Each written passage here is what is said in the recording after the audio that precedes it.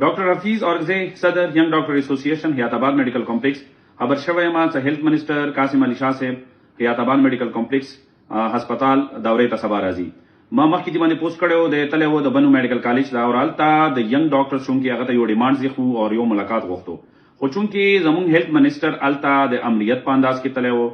د فرغونیت په انداز کې تلو بجائے اس کے صدا ینگ ڈاکٹرز ڈیمانڈ اوریدلی وے اور التا سے سمرام د دې ینگ ډاکټرز ډیمانډز هو هغه ایڈریس کړي وے چونکی دا یو جمهوریت لیډر دی داخل کو الیکټ کړي دی عوام الیکټ کړي دی پکار وے چې د ینگ ډاکټر سره ناست وے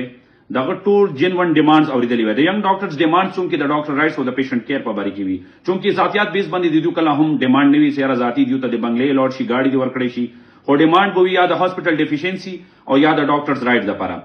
سبا چونکی د هیلث منسٹر دوباره راځي اور د حیات آباد میډیکل کمپلیکس ته مونږ دې ته دا وینام کړي وا چې پکار دی چې د ینګ ډاکټرز اسوسییشن نه معافي وغواړي سبا به زما د کابینټ او زما د څومره ینګ ډاکټرز دي دوباره به دغه ډیمانډ سره به مونږ زو اور کچري دا مونږ ته د ملاقات ټایم نه راکړي د مونږ ډیمانډز نه واوري د مونږ ډیمانډز پراپر ایڈریس کینا او د امریت او د فرغونیت په انداز کې کاغه دوباره دلته بیا په حیات آباد میډیکل کمپلیکس ته دورې سره راځي نو ضروری خبره ده چې حالات په خرابېږي او د دې حالاتو ذمہ دار به د هیلث منسٹر خپل وي ان شاء الله سبا به ان شاء الله د ټول ینګ ډاکټر اسوسییشن او د هیلث منسٹر او دغه عمله سره به ملاقات کیږي. ثانک یو سو مچ.